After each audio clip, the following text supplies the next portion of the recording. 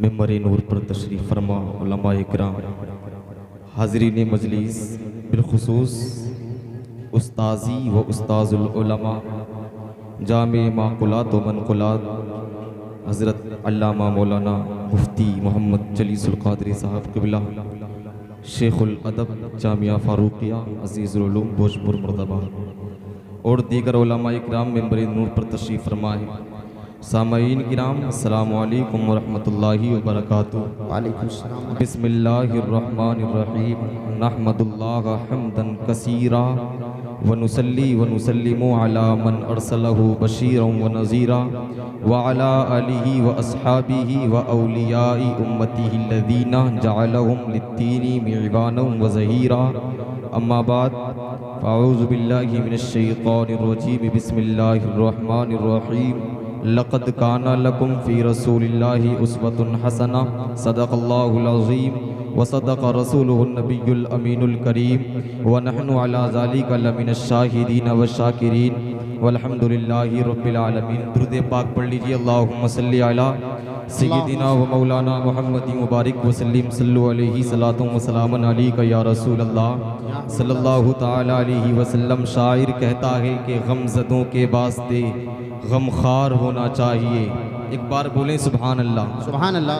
गमज़दों के वास्ते गमखार होना चाहिए, जिंदगी जीने का एक मेयार होना चाहिए। वाह वाह।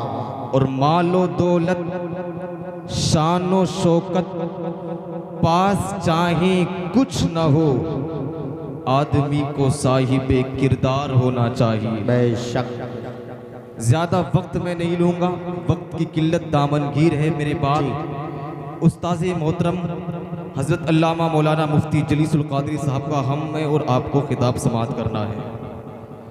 कुछ लम्हे के लिए मैं आपके सामने हाजिर हूँ। मुलाहिज़ा फरमाएं। ये ज़मीन अल्लाह ने पैदा की, ये ज़मान ये आसमान अल्लाह ने पैदा किया, इसमें कोई शक नहीं। लेकिन अनकरीब ये फना हो जाएगा। बहुत तेज़ी के साथ मैं अपनी बात आप तक पहुँचाने की सआदत हासिल कर रहा हूँ। ये ज़मीन ये आसमान क्षण भर का तमाशा है। कुछ दिन के बाद न ये ज़मीन रहेगी, न ये आसमान रहेगा, न ये पहाड़ रहेंगे, न नदी नाले, न पार्लियामेंट हाउस रहेगा, न असेंबली, और न साहब ये हिंदुस्तान रहेगा, न अमेरिका। कुरान करीम ने कहा है कि हम इसे एक परपट मैदान कर देंगे। परपट मैदान, यहां तक कि समंदर के पानी को बहा दिया जाएगा। कुरान करीम में आया है व इज़ल बिहारू फुज्जिरत। जिस दिन हम समंदर के पानी को बहा देंगे, जिस दिन समंदर के पानी में आग लगा दी जाएगी। समंदर का पानी, इसके नीचे आज भी आग है। बहुत से माहिरीन का ये कहना है कि समंदर के पानी के नीचे एक ऐसा आग का भंडार है जो समंदर के सारे पानी को जलाने की सलाहियत रखती है। वो आग यानी समंदर का पानी, समंदर के पानी के नीचे आग। जिस दिन समंदर के पानी में आग लगा दी जाएगी, इसी को कुरान कहता है व इज़ल बिहारू सुज्जिरत। जिस दिन हम समंदर के पानी को बहा देंगे, यौमा तकूनु समाउ कल मुहल। जिस दिन ये आसमान गली चांदी की तरह हो जाएगा। व तकूनुल जिबालु कल इहनिल मनफूश। जिस दिन ये पहाड़ रुई के गाले की तरह हवा में उड़ने लगेंगे। जिस तरह एक लिहाफ बनाने वाला जब वो अपने आले पर रुई को धुनता है, उसके गाले हवा में उड़ते हैं, इसी तरह ये पहाड़ हवा में उड़ने लगेंगे। ये पहाड़ जमीन के लिए पिलर है, ये पहाड़ जमीन के लिए खंबा है। और जब पिलर ही हिलने लगे, पिलर ही हवा में उड़ने लगे, तो जमीन में ज़लज़ला पैदा होगा। जमीन अपनी सारे एक्टिविटीज को अंदर कर लेगी, और जो अंदर उसके पानी और रेत है उसको बाहर निकाल देगी। कुरान करीम इन सब से बहस करता है। तो ये आज की दुनिया है, दुकान मकान लड़ाई झगड़ा, सामने वाले का मुकाबला करना, बैंक जाना, नौकरी करना, ये सारी चीजें कोई हैसियत इसकी नहीं। जैसे मेरे नजदीक एक चूटी है, चूटी की एक अलग दुनिया है, चूटी का एक अलग आशियाना है, चूटी की एक अलग बोली है। वो कई महीने तक अपने घोंसले में रोजी को सेव करती है, लेकिन मैं उसे अपने पैर से रौंद देता हूँ। अब चूटी का महल, अब चूटी की शादी, अब चूटी का खाना, ये सब कुछ एक लम्हे में मेरे पैर के नीचे रौंदा जाता है। यही मेरी इस दुनिया में हैसियत है। चूटी से भी हकीर हूं मैं इस दुनिया में। तमन्ना कितनी, एक मकान की तामीर में किस कदर झूठ मुझको बोलना पड़ता है, एक मकान की तामीर में किस कदर अल्लाह और उसके रसूल की नाराजगी का सामना करना पड़ता है। जी जी जी। एक मकान की तामीर में किस कदर हराम रास्तों का सिलेक्शन मुझको करना पड़ता है। हज फर्ज हुआ तब 15 साल पहले, लेकिन मैं हज में ताखीर करता हूँ। चूंकि एक मकान में बना लूं, उसके बाद मैं हज को जाऊंगा। एक कार में खरीद लूं, उसके बाद मैं हज को जाऊंगा। एक बेटी की शादी में करा दूं, उसके बाद हज को जाऊंगा। अब इसी दरमियान अचानक मौत आती है और मैं हज किए बगैर इस दुनिया से चला जाता हूं। अब मकान रह गया बीबी के पास, मकान रह गया बच्चों के पास, मकान रह गया बच्चों के पास, और मकान बनाने में जो गुनाह हुए वो रहे मेरे पास। उनका हिसाब मुझको देना है कि मिन ऐना इक्तसबहु व फीमा वदअहु, from where you earn this, कहां से तुमने कमाया, कहां तुमने खर्च किया, ये हिसाब मुझको देना है। उससे बड़ा नादान, उससे बड़ा अहमक दुनिया में कोई नहीं जो दूसरों की दुनिया सजाने के लिए अपनी आखिरत को तबाह कर लिया हो। इसी को मेरे हुजूर ने कहा था, मिन शर्रिन नासे मंजिलतन यौमल क़ियामा अज़हबा आखिरतहु बिदुनिया गैरिही। क़यामत के दिन मर्तबा के एतबार से सबसे बुरा शख्स वो होगा जो दूसरों की दुनिया सजाने के लिए अपनी आखिरत को तबाह कर लिया हो। बेशक। मकान मेरा, मैंने मेहनत करके मकान बनाया। मैंने 25 साल मुंबई में एड़ी रगड़ के मजदूरी करके मकान बनाया। मकान छोड़ के मुझको इंतकाल करके जाना है। हुजूर ने क्या कहा? हुजूर ने कहा तुम अपने आप को मुर्दों में शुमार कर ले। जब सुबह करो तो शाम का इंतजार न करो, जब शाम करो तो सुबह का इंतजार न करो। यहाँ तो एक लंबी तमन्ना है कि मैं कैसे खाऊं, मेरे बच्चे कैसे खाएं, मेरे बच्चों के बच्चे कैसे खाएं। एक छोटा सा जिगर है, बेटा पोता पोते का बेटा, सभी की तमन्नाएं मैं इस छोटे से जिगर में पाल रहा हूँ। इतना कुछ छोड़ के मैं मर जाऊं, मेरे बच्चे दूसरों के आगे जलील न हो, मेरे बच्चे दूसरों के आगे हाथ ना फैलाएं, बच्चे काहिल हो जाएं, बच्चे सुस्त हो जाएं, बच्चे हराम खोर हो जाएं।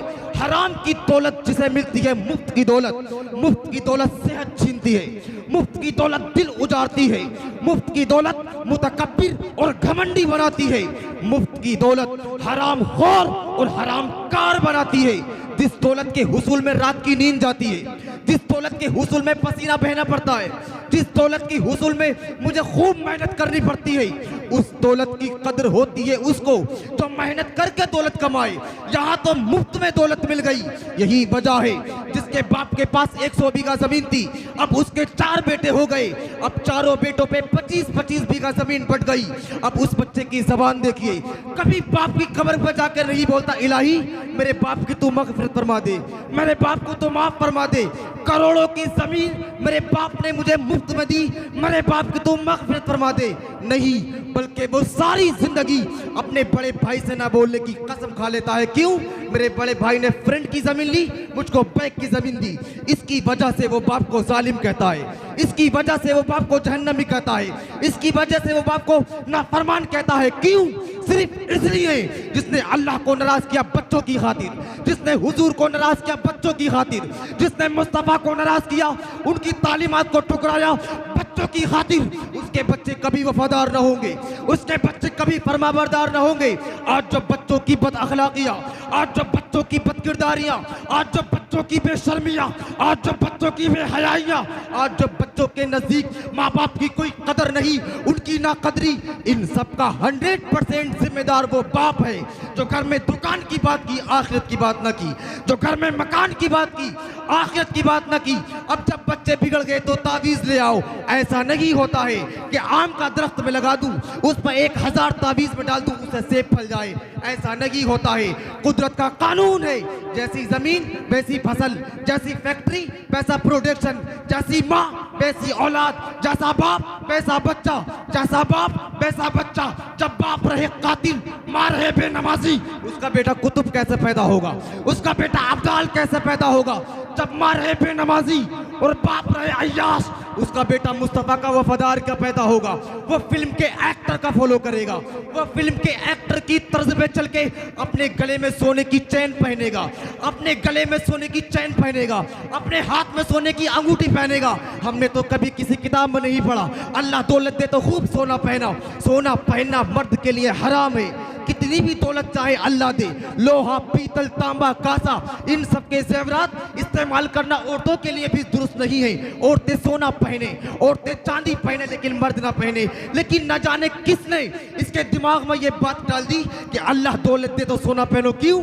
सलमान खान पहनता है, शाहरुख खान पहनता है, कुरान हदीस मौलाना, इस पे कोई नजर नहीं। नजर है फिल्म के जोकर पर, नजर है फिल्म के एक्टर पर, नजर है फिल्म के एक्टर पर। मैं ये कहना चाहता हूँ, आखिरी जुमला में कहना चाहता हूँ, जिसकी पैरवी करके तुम इंजॉय करना है, उसको तो जिंदगी की सारी खुशियां लूटनी चाहिए, उसको तो मस्त रहना चाहिए। मस्त नहीं है। सुशांत सिंह राजपूत इसी कोरोना काल में लॉकडाउन में फांसी के फंदे पर लटक कर अपनी जान दे दिया। वहां की नाचने वाली जिसकी पैरवी मेरी बहनें करती है, उसको देखकर लिबास पहनना, उसको देखकर चालढाल अपनाना, अब मैं उसे 1000 कुरान हदीस बताऊं, वो मानने वाली नहीं है। वो इसी तरह लव करना, प्रेम करना अपनी जिंदगी का मकसद समझ लेती है। मैं ये कहता हूं, जिसकी पैरवी करके तुम इंजॉय करना चाहती हो, कभी उसकी जिंदगी को देखी, कभी उसकी जिंदगी को पढ़ी? 5 दिन के बाद सड़ी हुई लाश उसके समंदर के किनारे वाले फ्लैट से निकाली गई। यही कहानी मुंबई के सारे एक्टरों की है, यही कहानी सारी एक्ट्रेस की है। जिसको बज़ाहिरी लगता है ये खुश है, अंदर से इतना ही ज्यादा वो दुखी है। नहीं सुना तुमने? Charlie Chaplin British film star, Mumbai का नहीं ब्रिटिश का रहने वाला, जिसकी कॉमेडी लाखों लोग सुनकर अपने गम को हल्का करना चाहते हैं, जो कॉमेडी की दुनिया का किंग कहलाता है। उसका एक मकूला मैंने पढ़ा है, गूगल पे लिखा हुआ, कि मैं बारिश में टहल के नहाना चाहता हूँ। क्या मतलब? वो कहता है मैं जी भर के रोना चाहता हूँ, मैं बारिश में टहल के रोऊं ताकि मेरी आंख का आंसू छुपा रहे, कोई ना देखे कि चार्ली रो रहा है। करोड़ों को हंसाने वाला अंदर से इस कदर टूटा हुआ है, दुखी है कि वो रोने की बात कर रहा है। हकीकत तो यही है, न चार्ली चैपलिन की जिंदगी में खुशी है, न फिल्म के डांसर की जिंदगी में खुशी है, न फिल्म के एक्टर की जिंदगी में खुशी है। जिसको बज़ाहिरी लगता है ये खुश है, अंदर से इतना ही ज्यादा वो दुखी है। कुदरत का कानून है, जब तक दर्द नहीं हो तब तक बच्चा पैदा नहीं होता। कुदरत का कानून है, जब तक जबरदस्त गर्मी में पसीना ना बहे तब तक बारिश रहमत का नुज़ूल नहीं होता। कुदरत का कानून है, ये जमीन तपती है, ये जमीन गर्म होती है, तब बारिश रहमत का नुज़ूल होता है। हमने नहीं जाना कि जिंदगी क्या है, हमें दुकान मकान लड़ाई झगड़ा और सामने वाले का मुकाबला करना, इससे ऊपर हमने हटके नहीं देखा। लता मंगेशकर जी जिसके करोड़ों फैंस हैं, जिसका मुंबई में समंदर के किनारे दादर में मकान है, जिसके पास 50 करोड़ की कार है, जो बुलबुले हिंद कहलाती है, उनसे इंटरव्यू लिया। शोहरत, मकबूलियत, पॉपुलैरिटी, नेम, फेम, वेल्थ, दौलत, लंबी उम्र, पूरी दुनिया का आपने भ्रमण किया, कैसा जिंदगी में महसूस करती हैं? उनका जवाब था, I like to leave this world, मैं इस दुनिया को छोड़ना चाहती हूँ। वो कहती है मैं जो चाहती थी वो मुझको नहीं मिला। हजारों फिल्मों में गीत गाने का मौका मिला, लेकिन जो मैं ढूंढती थी वो मुझको नहीं मिला। पद्म भूषण का अवार्ड मिला, भारत रत्न का अवार्ड मिला, पद्म भूषण का अवार्ड मिला, लेकिन जो ढूंढती थी वो मुझको नहीं मिला। वो ढूंढती क्या थी? वो सुकून दिल ढूंढती थी, वो तमानियत कल्बी तलाश करती थी। सुकून न दौलत के ढेर में मिला, सुकून न शोहरत में मिला, न अमेरिका पेरिस घूमने में मिला। क्यों? इसलिए कि अल्लाह सुकून न दौलत में रखा है न शोहरत में रखा है। आखिर सुकून है कहाँ? ये कुरान कहता है, अला बिज़िक्रिल्लाह तत्मइन्नुल कुलूब, जान ले जहाँ जिक्र है वहाँ सुकून है, जहाँ तिलावत है वहाँ सुकून है, जहाँ अल्लाह का जिक्र है वहाँ कुछ ना रहे, अल्लाह जन्नत जैसा सुकून उसके दिल में अता कर देता है। हजरात, मेरे बोलने में जो भी गलती हुई रब्बी कदीर माफ़ फरमाए और सही बोलने की तौफीक अता फरमाए, बोलने से ज़्यादा अमल की तौफीक अता फरमाए। एक बार से भी हज़रत कलिमत तैयबा पढ़ लीजिए, ला इलाहा इल्लल्लाह मुहम्मद रसूलुल्लाह।